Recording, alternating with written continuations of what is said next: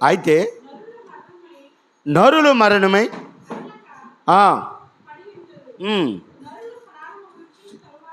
నరులు ప్రాణము విడిచిన తరువాత వారు ఏమైపోదురు? హల్లెలూయా. మరొక మాట చదవండి అమ్మ, 14వ వచనం. మరణమైన తరువాత నరులు బ్రతుకుదురా? హల్లెలూయా. ఆమెకు చెయ్యి, మరియమ్మ గారు చెయ్యి. నరులు మరణమైన తరువాత బ్రతుకుదురా? రెండు విషయాలు. ఇది గత వారంలో నేను గుర్తు చేశాను. ఈ మాట చెప్తానని దేవుని పూర్వకంగా మనం చెప్పాము. ఇక్కడ యోబుకి 2 డౌట్లు వచ్చినాయి. జాగ్రత్తగా వినండమ్మా. మంచి ప్రసంగం, సమయాన్ని చూసుకోవద్దు. వాతావరణం చల్లగా ఉంది. ఇల్లమ్మ గారు లాంటి వాళ్ళు, పాపగారు లాంటి వాళ్ళు ఒకవేళ సమయం గడిస్తే 5 నిమిషాలు వెయిట్ చేయడానికి చూడండి. ఆటోడు ఇబ్బంది పడితే వెళ్ళండి. మంచి ప్రసంగమైనప్పుడు దేవుడు కొన్ని మంచి మాటలను మనకి దయచేస్తాడు. ఈ కాలానికి ఉపయోగపడే మాటలు. Thank you. యోబు గారికి 2 డౌట్లు వచ్చినాయి. మరణం అయిపోయిన తర్వాత నరులు ఏమైపోతారు? ఫస్ట్ డౌట్ గుర్తుపెట్టుకోండి. మా అల్లుడు రాజేష్ గారికి వందనాలు. వెనకాల కూర్చున్నారు, చాలా సంతోషం. మొదటిసారా? లేదు, చాలాసార్లు వచ్చావుగా మీటింగ్లు అట్లకి. చాలా సంతోషం రాజేష్ని ఉండడం. మరణమైన తరువాత నరులు ఏమవుతారు? మొదటి డౌటు, ఏమవుతారో సంగతి పక్కనెడితే అసలు బ్రతుకుతారా? అసలు ఈ 2 మాటలు గుర్తుపెట్టుకోండి. బైబిలు 66 పుస్తకాలు కలిగింది. ఎన్ని పుస్తకాలండి? 66 పుస్తకాలు కలిగింది బైబిలు. ఈ 66 పుస్తకాలు సుమారు 1600 సంవత్సరాలు. ఎన్ని సంవత్సరాలు? 1600 సంవత్సరాలు. సుమారు 1600 సంవత్సరాలు 40 మంది భక్తులు ఈ బైబిల్ని రాశారు. ఎంతమంది భక్తులు? 40 మంది భక్తుల్ని ఈ బైబిల్ రాశారు. మరలా చెప్తున్నాను, 66 పుస్తకాల గ్రంథాన్ని 1600 సంవత్సరాలు కష్టపడి 40 మంది భక్తులు రాశారు. ఏమి రాశారు ఈ గ్రంథములు అంటే, ఎలా పుట్టాం, ఎలా జీవిస్తున్నాం, ఎలా మరణమైపోతున్నాం. మరలా చెప్తున్నాను, ఏమి రాశారు ఈ గ్రంథములు అంటే, ఎలా పుట్టాం, ఎలా బ్రతుకుతున్నాం, ఎలా చనిపోతున్నాం, చనిపోయిన తర్వాత ఏమవుతాం, ఇది ఈ గ్రంథంలో రాశారు. ఈ గ్రంథం రాసేటప్పుడు యోబు గారు భూమి మీద, అదే ఎదరికి వచ్చేటప్పుడు యోబు గారు భూమి మీద లేరు. ఆయన కూడా గ్రంథాన్ని రాశాడు, అదే యోబు గ్రంథం.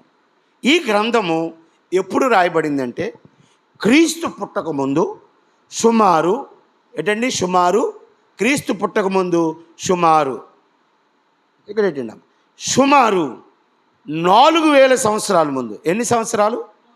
4000 సంవత్సరాల ముందు యోబు ఈ గ్రంథాన్ని రాశాడు. యోబు ఈ గ్రంథము ఏ సమయంలో రాయబడిందంటే ఆదికాండం, నిర్గమకాండం, లేవీకాండం, సంఖ్యాకాండం, ద్వితీయోపదేశకాండం, ఈ 5 కాండాలు రాసిన మోషేతో సమాన వయస్కుడై యోబు ఈ గ్రంథాన్ని రాశాడు. ఈ గ్రంథాన్ని యోబు రాశాడు. ఈ గ్రంథం ఎక్కడుంటుందంటే బైబిల్లో చరిత్ర పుస్తకాలు, కావ్య పుస్తకాలు. చరిత్ర పుస్తకాలంటే మరి మీకు తెలుసు, రాజుల చరిత్ర. ఏంటండి? రాజుల చరిత్ర. కావ్య పుస్తకాలు అంటే మీకు తెలుసు, కీర్తనలు, సామెతలు, పరమగీతాలు, విలాపవాక్యాలు. ఓ మాటలో చెప్పాలంటే యోబు గ్రంథం కూడా గద్య భాగానికే వస్తుంది. అంటే గద్య భాగం అంటే మీకు తెలుసు, దాన్ని ఏమంటారు? పద్యాలు పాడతారు కదా, దాన్ని గద్య భాగంగా మాట్లాడతారు. అది కూడా దాని కింద వస్తుంది.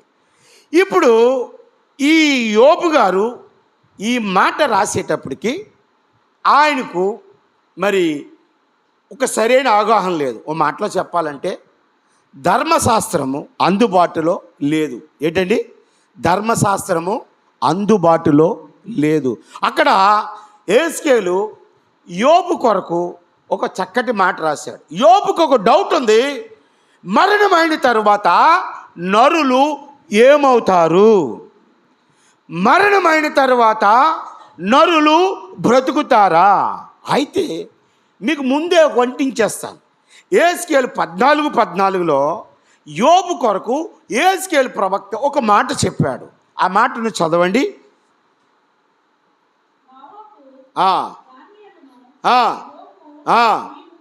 ఈ ముగ్గురు అట్టి దేశములలో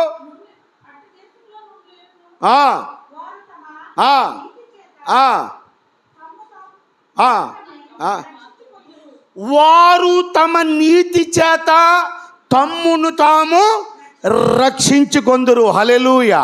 అంటే యోబుకు వచ్చిన డౌటు ఇక్కడ యెహెజ్కేలు చెప్తున్నాడు ఏంటంటే, నువ్వు ఆల్రెడీ రక్షించబడిన వాడు. ఏమని చెప్తున్నాడు? నీవు ఆల్రెడీ రక్షణ పొందినవారు ఎక్కడికి వెళ్తారు? పరలోకం వెళ్తారు. రక్షణ పొందినవారు ఎక్కడికి వెళ్తారు? పరలోక రాజ్యంలోకి వెళ్తారు. ఇక్కడ యెహెజ్కేలు నోవా కోసం, దానియేలు కోసం, మరి అలాగే యోబు కోసం చెప్తున్న ఒక అద్భుతమైన మాట ఏంటంటే, వారు తమ్ము తాము నీతి చేత. ఏ చేత అండి? మనిషి రక్షించబడాలంటే ఆయుధం ఏంటి? నీతి. మనిషి రక్షించబడాలంటే ఆయుధం ఏంటంటే నీతి. ఎవరు నీతిమంతుడో వాడు రక్షించబడతాడు.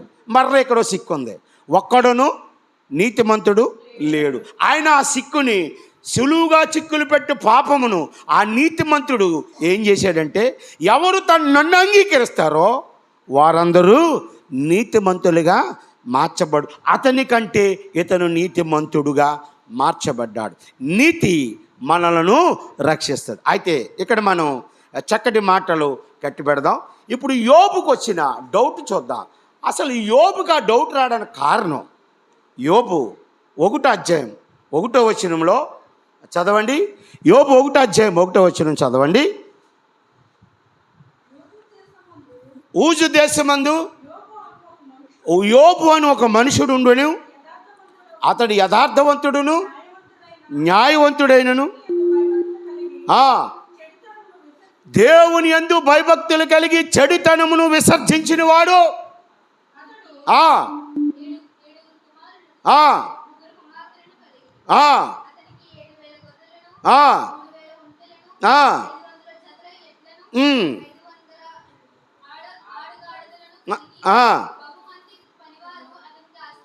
చాలండి. అతను ఆస్తిపరుడు. ఇవన్నీ ఎందుకు చదివించానంటే, కుటుంబం ఉన్నవాడు. అరే ఆస్తి ఉంది, కుటుంబం ఉంది, పిల్లలు ఉన్నారు, చాలా సౌఖ్యమైన జీవితం ఉంది, ఇవన్నీ ఉన్నాయి. ఒక్కరోజు వయసు పెరుగుతుంది. ఏం పెరుగుతుంది? వయసు పెరుగుతుంది.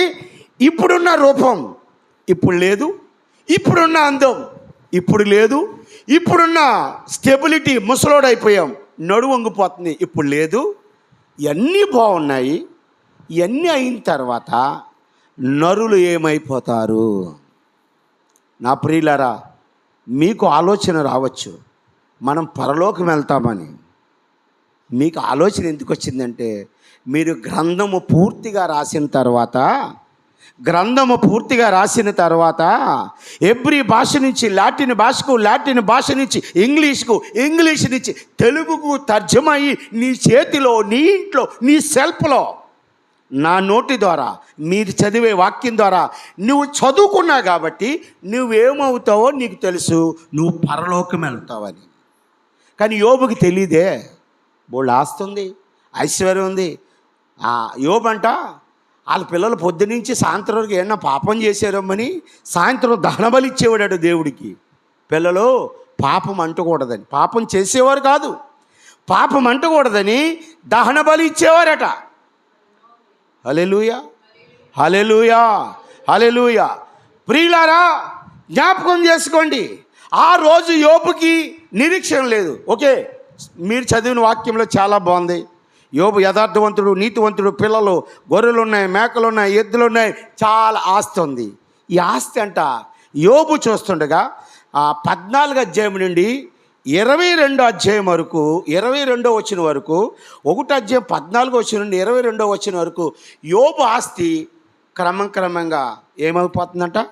ఒకడు వస్తున్నాడు, ఏయ్ నీ ఎడ్లు చచ్చిపోయాయి. ఇంకొకడు వస్తున్నాడు, నీ పిల్లలు చచ్చిపోయారు. ఇంకొకడు వస్తున్నాడు, నీ భార్య వెళ్ళిపోయింది. ఇంకొకడు వస్తున్నాడు, రకరకాలుగా అతన్ని శోధిస్తున్నారు. ఇప్పుడే చాలా ఆస్తిపరుణ్ణి.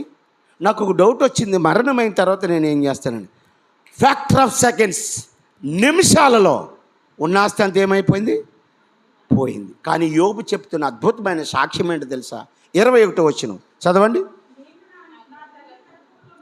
నేను నా తల్లి గర్భంలో నుండి దిగంబరిగా వచ్చి తిని, దిగంబరిగానే. ఈ మాట ఎలా చెప్పగలిగాడు? ఇప్పుడు యోబుకు డౌట్ వచ్చింది కదా, మరణమైన తర్వాత నేనేమైపోతాను అనే డౌట్ వచ్చింది కదా. ఇప్పుడు ఏమంటున్నాడు? అన్నీ పోయినాయి, నేను ఎక్కడి నుంచి వచ్చాను? తల్లి గర్భంలోంచి దిగంబరిగా వచ్చాను, మళ్ళీ అక్కడికి దిగంబరిగానే పోతాను అంటున్నాడు. మళ్ళీ తల్లి గర్భం తెరుచుకుంటుంది ఇతను వెళ్తే. అంటే యోబు యొక్క మనసు గందరగోళంలో ఉంది. తల్లి గర్భమునందు నేను దిగంబరిగా వచ్చాను, నేను ఎలాగొచ్చానో అలాగే అక్కడికి పోతానంటే ముందు తల్లి గర్భం అన్నాడు కదా, మళ్ళా తల్లి గర్భంలోకి వెళ్ళగలడా? అంటే యోబుకి ఎక్కడికి వెళ్తాడో తెలియదు అన్నమాట. తెలియక మాట్లాడిన మాట ఇది. దీన్ని ఇంకొకలా చెప్తారు, నేను దిగంబరిగా వచ్చాను, దిగంబరిగా పోతున్నాను. కానీ వెనకాల మాట చెప్పరు, ముందు మాట చెప్పరు. నేను ఎక్కడి నుంచి వచ్చాను? తల్లి గర్భంలోంచి వచ్చాను, మరలా నేను ఎక్కడ పోతాను? అక్కడికే పోతాను అన్నాడు తప్ప వేరే దిక్కునికి అన్నాడా? పోగలడా? పోలేడు. యోబుకి తెలియదు అన్నమాట. ఆస్తి ఉంది, ఆస్తి అంతా కరిగిపోయింది. తల్లి గర్భం నుంచి వచ్చానంటున్నాడు, మళ్ళీ తల్లి గర్భంలోంచే పోతానంటున్నాడు. కానీ ఆ నిరీక్షణ అలాగుండిపోయింది. రేపు ఎలా ఉంటుంది నా జీవితం? ఇప్పుడు యోబు పరిస్థితి ఎలాగుంది తెలుసా? అందరూ పోయారు, భార్య కూడా పోయింది, ఆరోగ్యం పోయింది, అసలు తన్ని ఎవడ పుట్టించాడో తెలియదు, ఉంటానో పోతానో తెలియదు, రేపు ఎక్కడికి వెళ్తానో తెలియదు. ఆ పరిస్థితుల్లో యోబు పలుకుతున్న మాట, మరణమైన తరువాత నరులు ఏమైపోతారు. ఈ మాట అనడానికి కారణం తెలుసా? యోబు ఒక ఆలోచన కలిగి ఉన్నాడు. నా పిల్లలు చచ్చిపోయారు కదా, నా భార్య వెళ్ళిపోయింది కదా, నా ఆస్తి అంతా పోయింది కదా, నేను కూడా మరణమైపోతాను. అది అసలు డౌటు. ఏ డౌట్ అండి?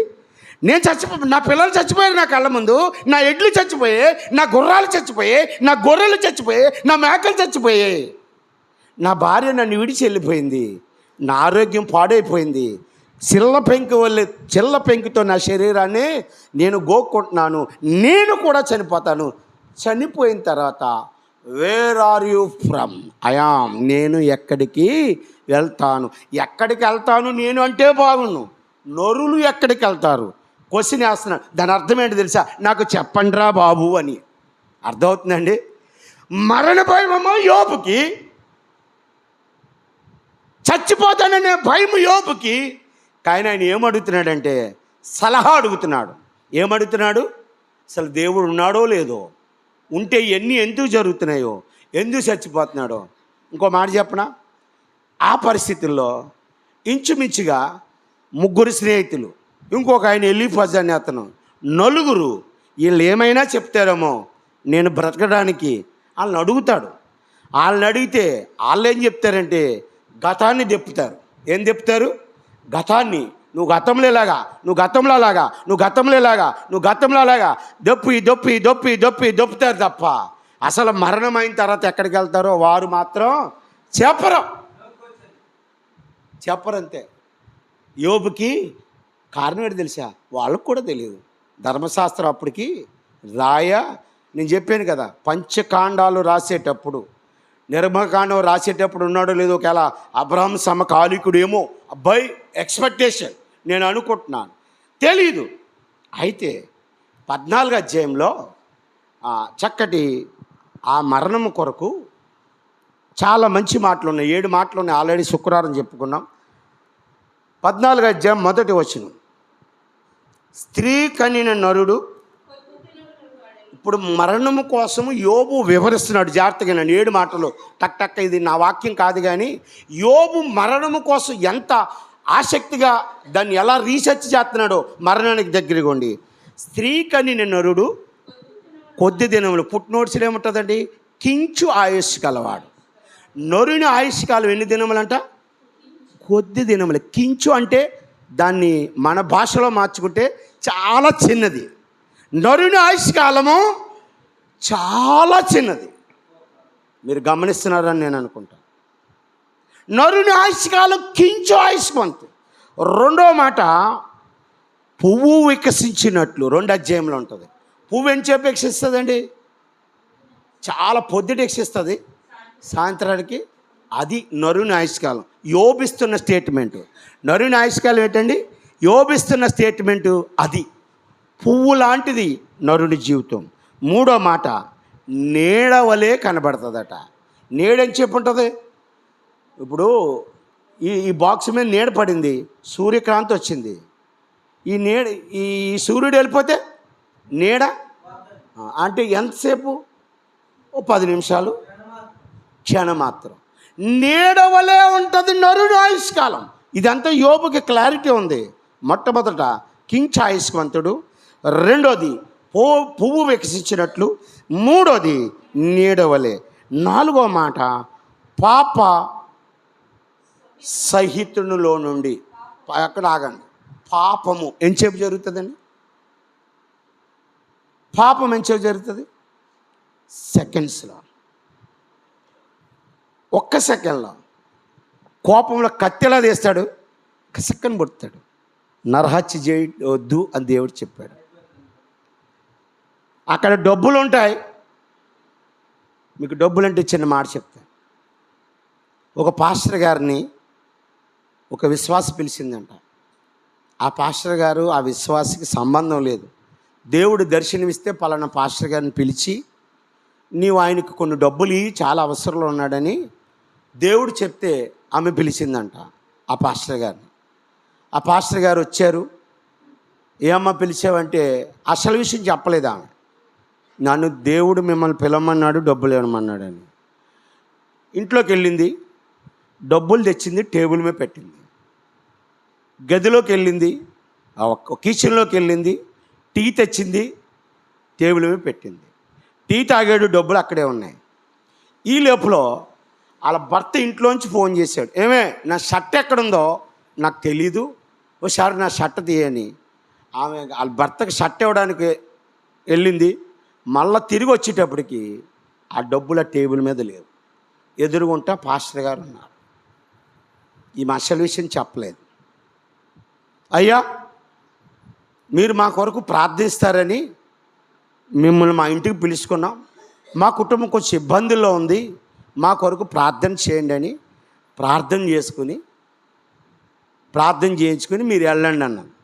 తలుపు వరకు వెళ్ళిన తర్వాత ఆ పాస్టర్ గారిని ఏమన్నదంట, ఇప్పుడు నేను పిలిస్తేనే వచ్చావు, ఒకసారి నేను పిలిచాను కాబట్టి నీకు మళ్ళా రావాలని ఆశ ఉంటుంది, ఇంకెప్పుడు మా ఇంటికి రావద్దన్నదంట. ఎందుకన్నా తెలుసా? ఆ డబ్బులు ఆయనకి ఇవ్వడానికి దేవుడు చెప్పాడు, కానీ ఆమె ఇచ్చే లోపల పాస్టర్ గారు దొంగతనం చేసి డబ్బులు ఎక్కడ పెట్టుకున్నాడు? జేబులో పెట్టుకున్నాడు. ఇది పాపం. ఏది పాపం? ఇది పాపం. దుర్బోధలు ఎక్కువైపోయాయండి. ఏమి ఎక్కువైపోయాయి? సేవకులు కూడా ఆ మాదిరి తయారైపోతున్నారు. దుర్బోధ అంటే మీకు ఒక విషయం చెప్తాను ఎలా ఉంటుందో. యోసేపు తెలుసు కదా, పోతిఫర్ భార్య యోసేపుని ఏం చేసింది? ఇబ్బంది పెట్టింది. వాక్యం చెప్తూ పాస్టర్ గారు అన్నారు, యోసేపుని పోతిఫర్ భార్య కోరుకుంది, ఆమె కొంచెం వయసులో పెద్దది, అదే పోతిఫర్ కూతురు కోరుకుంటే యోసేపు పారిపోయేవాడా అన్నాడు. అర్థమైందండి నేను చెప్పింది మీకు? ముసలిది కోరుకుంది కాబట్టి యోసేపు పారిపోయాడు. పొడుసు పిల్ల కోరుకుంటే యోసేపు పారిపోయేవాడా అన్నాడు. ఎంత దారుణమైన బోధండి. అక్కడ కింద ఏమని రాసి ఉంటుందో తెలుసా? 39 అధ్యాయంలో యెహోవా భయము చేత. ఏ భయము చేత అండి?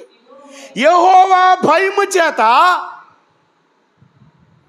ఏసేపు పోతీఫర్ భార్యను విడిపించుకుని పోయినని ఉంటుంది. ఏసేపు ఎవరికి భయం ఉంది? దేవుని భయం ఉంది. అక్కడ పోతీఫర్ కూతురుంటే, ఎలిజబెత్ రాణి ఉంటే పనికిమాలి బోధలు వచ్చేసినాయి సంఘంలోనికి. ఎంత దారుణమైన మాట అండి అది. ఆ మాటకు ఆ సంఘం అంతా నోరు అల్లబెడితే, యోసేపు చెడ్డోడా అంటే ఉన్నది ఉన్నట్లే కాదు. ఈ పాపాలు నేను చెప్తున్నాను, పాపము క్షణములో జరిగిపోద్ది. ఎప్పుడు జరిగిపోద్ది? క్షణములో జరిగిపోద్ది పాపం. నరుని ఆయుస్సు పాపం ఉంటుంది. 5వ మాట చూసుకుందాం. నరుని ఆయుష్ కంట పరిమితులు కలవంట. ఏంటండి పరిమితి? ఎక్కడో మీరు బైబిల్లో చెప్పగలరా? నరుని ఆయుష్కి పరిమితి ఎక్కడో మీరు బైబిల్లో చెప్పగలరా? 90వ కీర్తన, నరుని ఆయుష్ కాలం 70 సంవత్సరాలు, అధిక బలం ఉంటే కరోనా వచ్చాక అది కూడా లేదండి. చిన్న పిల్లలు, వయసులో ఉన్న పిల్లలు, కరోనా వచ్చాక అది కూడా లేదండి. నరుని ఆయుష్కి పరిమితి కలది. ఇవన్నీ ఎవరు చెప్తున్నారు? యోబు చెప్తున్నాడు. ఓకే, ఆఖరి మాట, కూలివాని వలే. ఎవరి వలే అంట? కూలివాని వలే. నరుని ఆయుష్కాలు ఎలా ఉంటాయి? కూలివాని యొక్క టైం ఎంత? 8 అవర్స్. పొద్దుడు వస్తాడు, సాయంత్రం పోతాడు. నైట్కి ఉంటాడా? ఉండడు. ఎందుకంటే ఆడుకో కుటుంబం ఉంది. నరుని ఆయుష్ కూలివాని వలే ఉంటుందట. ఎలా ఉంటుందట?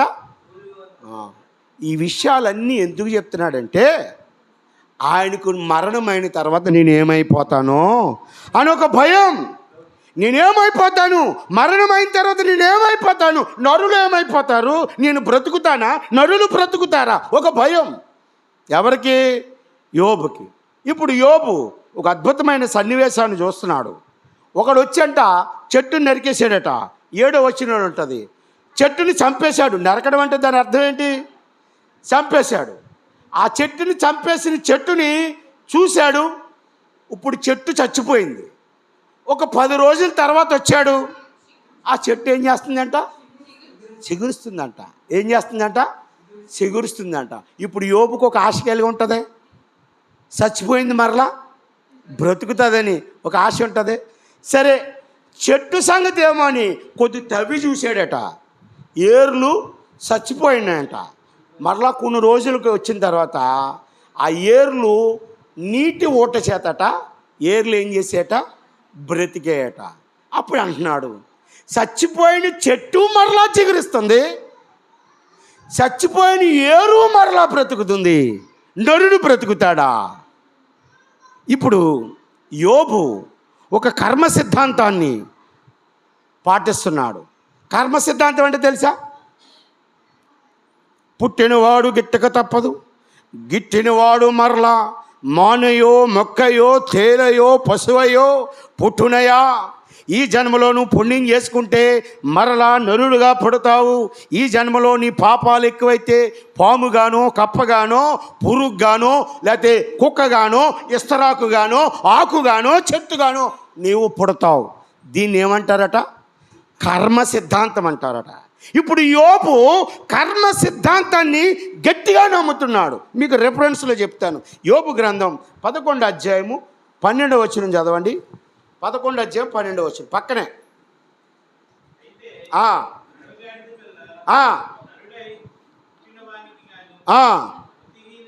వివేకి కాడు. చూడండి, అడవి గాడిద పిల్ల నరుడిగా పుడతాడట. ఎలా పుడతాడట? అడవి గాడిద చచ్చిపోయి నరుడుగా పుడతాడట. నరుడు చచ్చిపోయి అడవి గాడిదగా పుడతాడట. నరుడు చచ్చిపోయి పాముగా పుడతాడట. నరుడు చచ్చిపోయి కుక్కగా పుడతాడట. యోబు నమ్మే సిద్ధాంతం ఏంటంటే కర్మ సిద్ధాంతం. లేఖనాల మాటలే చెప్తున్నాను, నేనేమి చెప్తలేదు. అడవి గాడిద పిల్ల, చదువు నాన్న. అడవి గాడిద పిల్ల,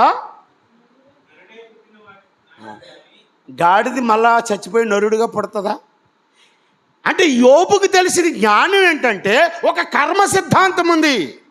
ఆ సిద్ధాంతంలో ఉన్న మాట ఏంటంటే నరుడు చచ్చిపోయిన తర్వాత పురుగుగానో పుట్రగానో పాముగానో తేలుగానో కప్పగానో సింహముగానో పులిగానో అడవి గాడిదిగా పుడతాడు. ఇది కర్మ సిద్ధాంతం. ఈ కర్మ సిద్ధాంతాన్ని యోబు చాలా స్పష్టంగా నమ్ముతున్నాడు. నేను మరలా మనిషిగా పుడతానా, కుక్కగా పుడతానా, గాడిదిగా పుడతానా, సింహంలా పుడతానా, నరులు మరణమైన తర్వాత ఏమవుతారు? హెస్కేలు 14:10 తమ్మును తాము నీతిమంతులుగా ఎంచుకుని వారంట రక్షించబడ్డారట. హెస్కేలు చెప్తున్న సాక్ష్యం. యోబుకున్న డౌటులు, అరే చెట్టు మరలా చిగురిస్తుందే, ఏరు మరలా చిగురిస్తుందే, నేను బ్రతుకుతానా, అడవిగాడిదిగా పుడతానా, చచ్చిపోతానా, మరణం అయిన తర్వాత నరులు ఏమవుతారు? ఇప్పుడు వరకు ఏమవుతారు అన్నాం కదా. ఏమవుతారో చూద్దాం. కొంచెం ముందుకు వద్దాం. 19 అధ్యాయంకి వచ్చేయండి యోబు. ఇక్కడే ముగింపు ఉంటుంది. చాలా అద్భుతమైన మాటలు ఉంటాయి. యోబు 19 అధ్యాయంకి వచ్చేస్తే 25వ వచనం చదవండి. అయితే నా విమోచకుడు సజీవుడునని, తరువాత ఆయన భూమి మీద నిలుచునని నేనెరుగుదును. హల్లెలూయా.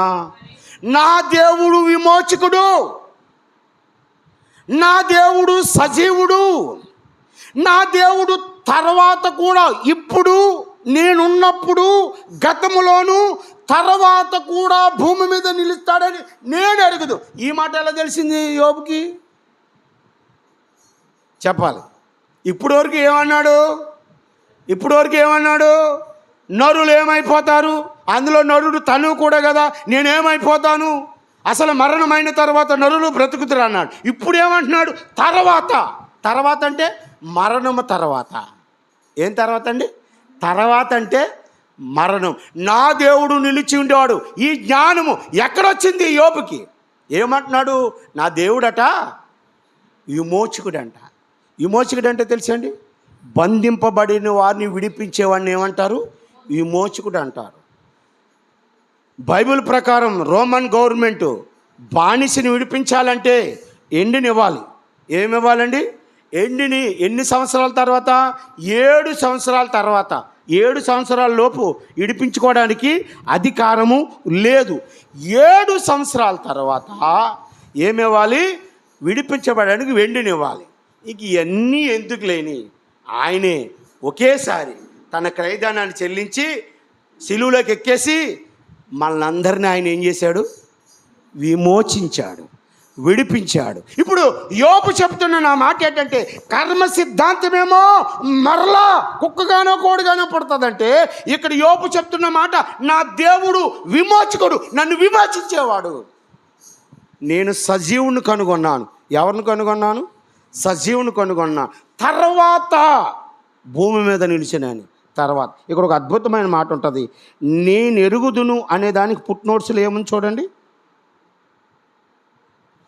పుట్నోట్స్లో చెప్పాలి. ఇది కింద ఒకటో మాట అండి. నాతో పుట్టిన వారు. ఎవరితో పుట్టినవారట? ఆయనతో పుట్టినవారు. ఆయన అంటే ఎవరు? యోబు. యోబుతో పుట్టిన వారితో చెప్పుతున్న మాట అంటే, యోబుతో పుట్టినవారు ఎవరున్నారు అక్కడ?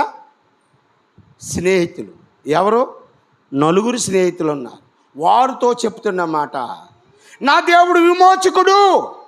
అప్పటి వరకు డౌట్ ఉంది, అప్పటి వరకు ఏమైపోతామో డౌట్ ఉంది, కర్మ సిద్ధాంతంలోకి వెళ్ళిపోతామని డౌట్ ఉంది. చచ్చిపోయిన మొక్క బ్రతుకుతుంది, ఎండిపోయిన ఏరుకి జీవం వస్తుంది. నేను బ్రతుకుతానా, చచ్చిపోతానా, మరణమైన తర్వాత నేను ఏమైపోతానని ఒక నిదర్శనకి నా దేవుడు విమోచకుడు, సజీవుడు. కింద ఒక మాట ఉంటుంది, చదవండి. 26 ఇలాగు నా చర్మము చీకిపోయిన తర్వాత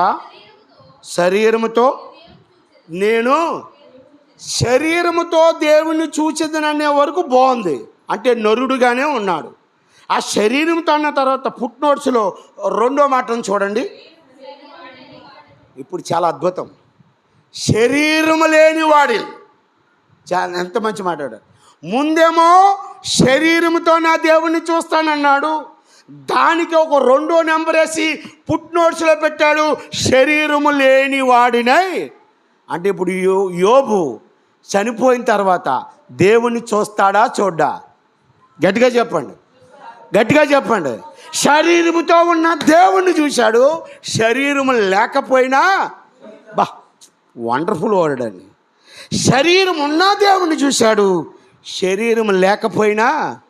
మరి ఈ నిరీక్షణ యోబుకి ఎలా వచ్చింది? కారణం తెలుసా? ఈ నిరీక్షణ యోబుకి ఎలా వచ్చింది? కారణం తెలుసా? నోటి మాట చేత కానీ ఆయనే ఇచ్చెను, ఆయనే తీసుకొనెను. తల్లి గర్భమందు నేను దిగంబరిగా వచ్చి తిని దిగంబరిగానే పోయి తిని. ఈ దేవుని నోటి మాట చేత ఒక్క మాట కూడా మాట్లాడని యోబుకి మరణం అయిన తర్వాత నేనేమవుతానంటే, దేవుడిస్తున్న గొప్ప ఆలోచన ఏంటంటే, నేను శరీరంతో చూస్తాను. శరీరం పోయిన తర్వాత ఆ నిరీక్షణ నీకుందా? ఆ నిరీక్షణ నీకుందా?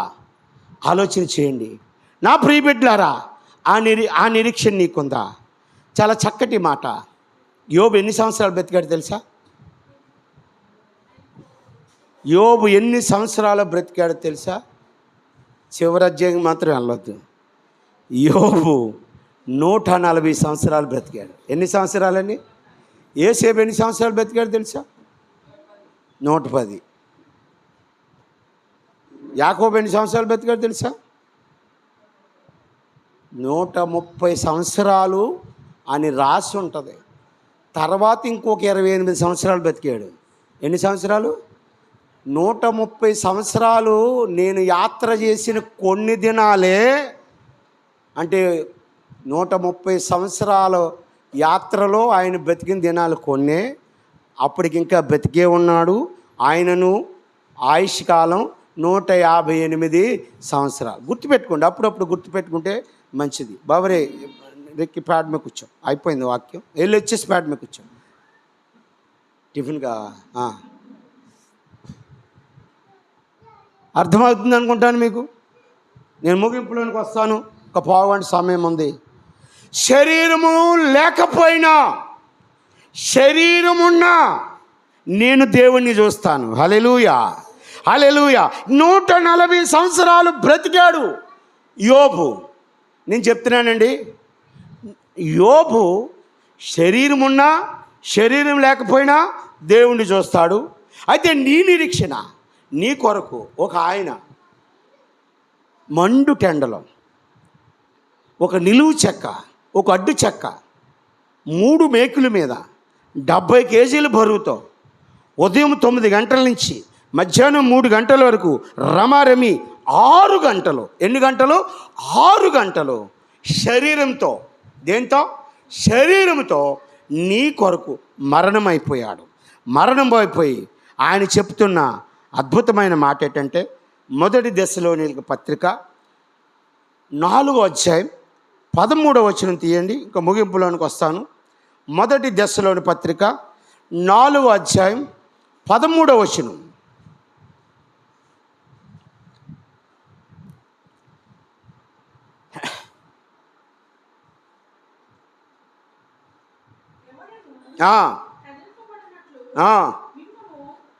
కాదండి, 4 నిరీక్ష లేని ఇతరు వల్లే కాక 4:13 మొదటి దశలోని. సహోదరులారా, నిరీక్షణ లేని ఇతరుల వలె మీరు దుఃఖపడకుండా నిమిత్తం నిద్రించుచున్న వారిని గూర్చి మీకు తెలియకుండా. అది ఆగండి, అక్కడ వాక్యం ముగింపులోనికి వచ్చాను. నిద్రించుచున్న వారిని గూర్చి మీకు తెలియకుండా నాకు ఇష్టం లేదు.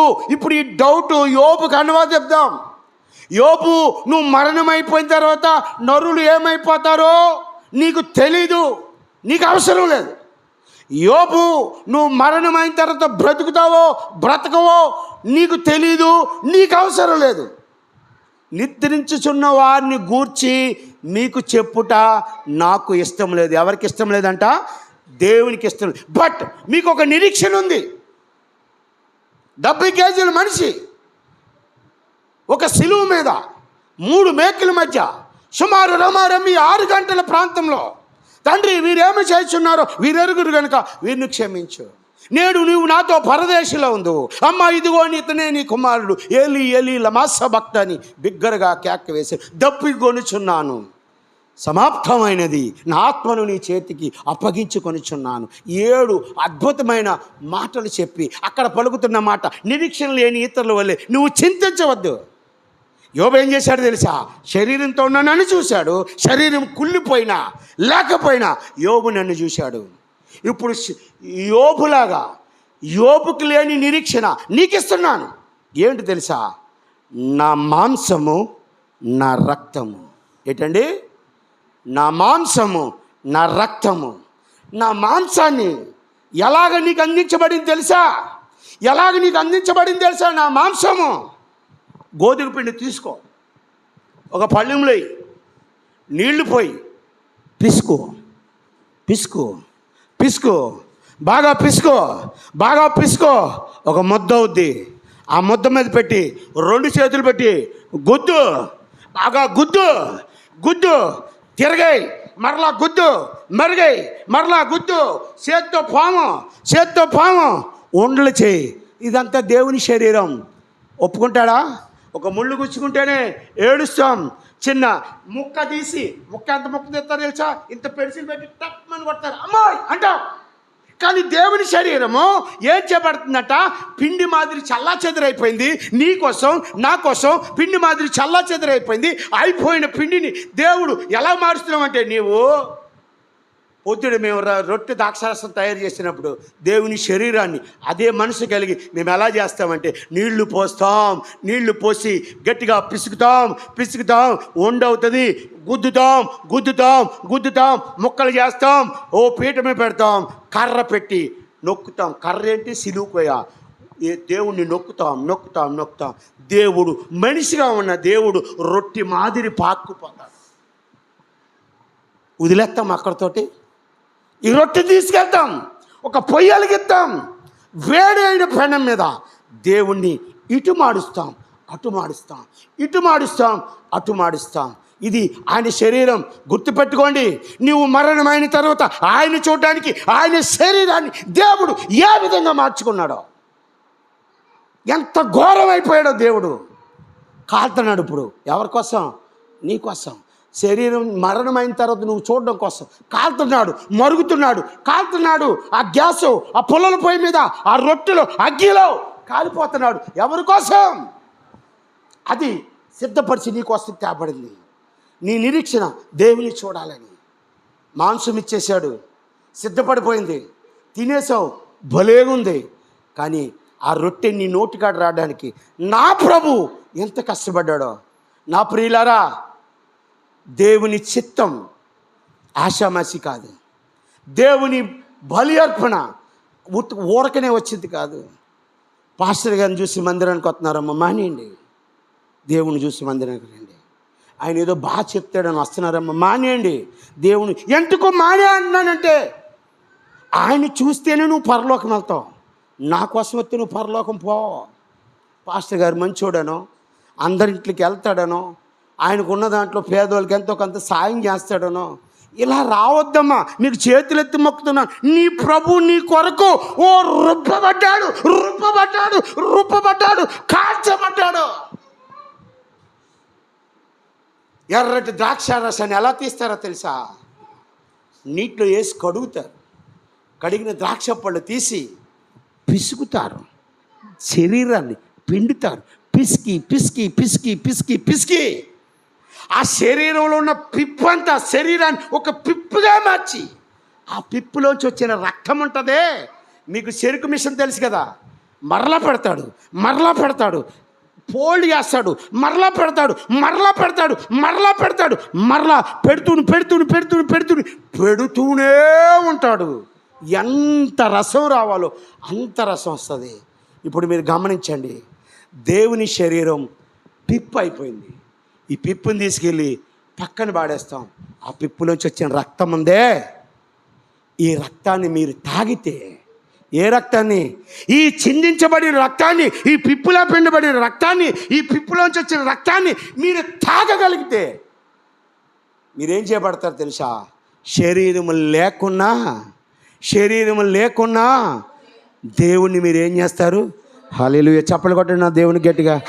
మంచి మాటలు, అద్భుతమైన మాటలు, ఆశ్చర్యకర మాటలు, పరిశుద్ధుడైన మాటలు, ఆత్మ ద్వారా దేవుడు పలుకుతున్న మాటలు. మరణం అయిపోయిన తర్వాత శరీరం ఉన్నా సరే, శరీరం లేకున్నా సరే, నువ్వెవరిని చూస్తావంట? ఈ భాగ్యం లోకంలో అందరికీ లేదండి. ఆయన ఆత్మతోనూ సత్యముతోనూ ఎవరు ఆరాధిస్తారో వారికే దేవుడు ఆ భాగ్యాన్ని ఇచ్చాడు.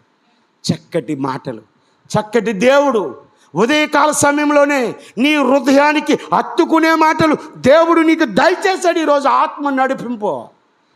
ఇక్కడ పాస్టర్ గారి మాటలు ఆలోచనలో లేవు, పాస్టర్ గారి మాటలు కట్టుబాటులో లేవు, పాస్టర్ గారి మాటలు ఇప్పుడు దేవుడే నీతో మాట్లాడాడు. ఈ ప్రసంగం నెల రోజుల ముందు చేయాలి. జనాలు రాలేదని డైరీ మూసి లోన పెట్టాను. దేవుడు మొన్న గద్దించాడు. 2 ఉన్నా అదే వాక్యం చెప్పు, 3 ఉన్నా అదే వాక్యం చెప్పు, 10 మంది ఉన్నా అదే వాక్యం చెప్పు. ఆదివారం మందిరంలో చెప్పాల్సిన వాక్యం ఎస్తేరు గారి గృహంలో, నేనైతే దేవుని మందిరములో ఎలా ఉంటానంట? పచ్చని ఒలీవ చెట్టు కోసం 7 అద్భుతమైన మాటలు, ఊహించని మాటలు చెప్తే అక్కడున్న ప్రజలందరూ కూడా, భవానీ గారు, అయ్యగారు, మీ పెంపకంలో మా మేనళ్ళు వృద్ధిలోనికి వస్తారని నేను ఆశపడుతున్నాను. ఈ దినం నుంచి నా 2 మేనళ్ళని నీకు అప్పచెప్తున్నాను, ప్రయోజకులుగా తీర్చిదిద్దమని నాకు అప్పచెప్పింది. హల్లెలూయా. ఇవి దేవుని కార్యాలు కదా.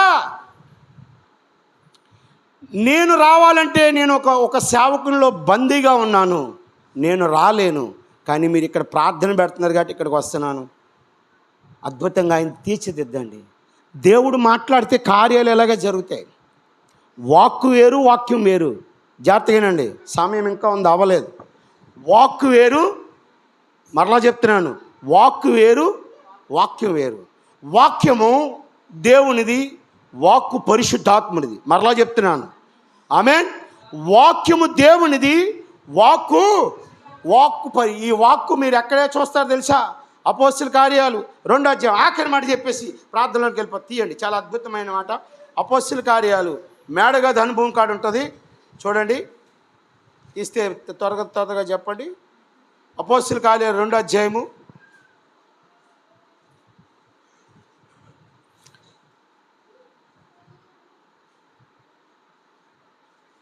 వారందరూ ఏకముగా కూడి తీసారా?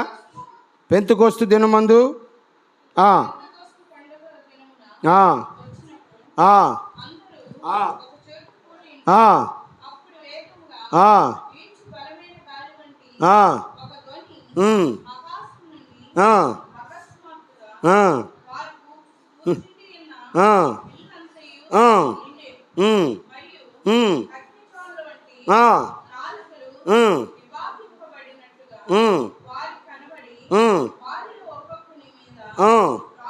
ఈ మాటలు స్పష్టంగానండి, ఇప్పుడు చదివే మాటలు స్పష్టంగానండి. చదవమ్మా.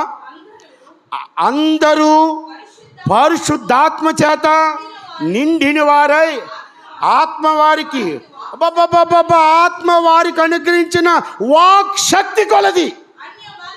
అన్య భాషల్లో మాట్లాడట. వాక్యం చేత అన్నాడా? వాక్ శక్తి అన్నాడా? వాక్ శక్తి. ఏ శక్తి అండి? వాక్ శక్తి. వాక్యము వేరు, వాక్ శక్తి వేరు. దేవుని చిత్తమైతే శిశువు శిష్యుడు, వాక్ శక్తి వాక్యము. దేవుడు అనుగ్రహిస్తే ఒక మంచి ప్రసంగం రాస్తాను, దాని మీద మాట్లాడదాం. శిశువు తల్లి ఒడిలో ఉంటాడు, శిష్యుడు మందిరంలో ఉంటాడు. మీకు మరలా చెప్తున్నాను, శిశువు తల్లి ఒడిలో ఉంటాడు, శిష్యుడు మందిరంలో ఉంటాడు. వాక్ శక్తి నీ నోట ఉంటుంది, వాక్యము పరిశుద్ధ గ్రంథంలో ఉంటుంది. మరలా చెప్తున్నాను, శిశువు తల్లి ఒడిలో ఉంటాడు, శిష్యుడు మందిరంలో ఉంటాడు. వాక్ శక్తి నీ నోటిలో ఉంటుంది, సేవకుని నోట్లో ఉంటుంది. వాక్యము పరిశుద్ధ గ్రంథంలో ఉంటుంది. ఈ రెండాట్లు గల వ్యత్యాసం జరిగిన కార్యాలు దేవుని చిత్తమైతే, ఇది అవుట్లైన్ మాత్రమే దేవుడు నాకు ఇచ్చాడు. మంచి ప్రసంగం రాస్తాను. మరలా చెప్తున్నాను, ఇప్పుడు మీరు చెప్పండి. యోబు మరణమైన తర్వాత నరులు ఏమవుతారో కనుగొన్నాడు. ఎలా కనుగొన్నాడు? నా దేవుడు విమోచకుడు, సజీవుడు, నేను మరలా ఆయన భూమి మీద చూస్తాను. ఎలా చూస్తాను? శరీరం ఉన్నా చూస్తాను, శరీరం కుళ్ళిపోయినా లేకపోయినా నేను చూస్తాను. అది నా నిరీక్షణ. ఇప్పుడు ఈ విషయం మీకు ఇడిచిపెడుతున్నాను. యోబుకున్న నిరీక్షణ నీకుందా? యోబుకున్న నిరీక్షణ నీకుందా? ఆత్మ ద్వారా గద్దించున్నమాట. చాలామంది పోయిన వారం రాలేదు, దేవుడు నన్ను గద్దించిన మాట. సంస్కారం ఆరాధన నీవు మాత్రమే, నీ భార్య సహకారం తీసుకొని నీవు మాత్రమే అని దేవుడు నన్ను గద్దించాడు. సంఘములో నేను లేకపోవడానికి కొన్ని లోపాలున్నాయి. నీ మధ్య నేను లేకపోవడానికి కొన్ని లోపాలున్నాయి. నిన్న రాత్రి అండి దేవునికి వేసేసారండి ధూపం. కత్తిపూడి డానీ గారు, రంపచోడవరం శ్రీనివాసరెడ్డి గారు, పాస్టమ్ గారు ఈ మందిరంలో 2 గంటలు పైబడి అద్భుతమైన ధూపం వేశారు. ఏ ధూపం అండి? అద్భుతం. ఆ ధూపము యొక్క ప్రతిఫలమే ఈరోజు ఆత్మ నడిపింపైన ప్రసంగం. హల్లెలూయా, హల్లెలూయా. వాళ్ళంతలా ప్రార్థన చేయబట్టే, వాళ్ళ రాత్రి అంతలా ప్రార్థన చేయబట్టే ఆత్మ ఈ మధ్య ఈరోజు మన మధ్య పనిచేసింది. మీరు నిజంగా గుండెల మీద చేసి చెప్పండి, ప్రభు నాతో మాట్లాడలేదన్న వాళ్ళు చెప్పండి. మాట్లాడాలన్నది గట్టిగా చప్పట్లు కొట్టి దేవునికి మహిమ చెల్లించండి. ఈరోజు ప్రభు నాతో మాట్లాడాడు, ప్రభు నాతో మాట్లాడాడు. ఆమేన్. ఇది కదా ఆత్మ నడిపింపు. నీకు ఇంకో సంగతి చెప్పనా? కొన్ని ప్రసంగాలు తేలిపోతాయి. నాయే, బయట వాళ్ళ కోసం కాదండి. ఇంటికి వెళ్ళి మరలా నేను చూసుకుంటాను. పొడి మాటలు, మొఖాలు చూసే మాటలు, సరోజినమ్మ గారిని చూసే మాట, ఎర్ర చిన్నని చూసే మాట, పాస్టమ్మని చూసే మాట, జెస్సీని చూసే మాట, తేలిపోతాయి. కానీ దేవుడు మాట్లాడితే దేవుడు అందరినీ చూస్తాడు. హల్లెలూయా. దేవుడు మాట్లాడితే దేవుడిని, ఈరోజు దేవుడు మాట్లాడాడు. మరణమైపోయిన తర్వాత నువ్వు శరీరం కుళ్ళకపోయినా, శరీరం ఉన్నా లేకపోయినా పరలోకంలో దేవునితో ఉంటావు. హల్లెలూయా. ఇలాంటి మాటలు దేవుడు మాత్రమే చెప్పగలడు. నరులు మనం ఎంత మాత్రం, ఏ పాటి వారు? కళ్ళు మూసుకుందాం. పాస్టర్ గారు వచ్చి సిద్ధపరచండి. పిల్లలు కొంచెం గిన్నెలు కడగండి. జెస్సీ గిన్నెలు కడగండి. మీరు అమ్మగారు సహకరించండి, నేనే తీసుకెళ్ళిస్తాను. వద్దు జెస్సీ, పాట తీసుకోమ్మా, నువ్వు పాట దగ్గరుండు. అమ్మ వచ్చాను, ప్రార్థన చేశాను.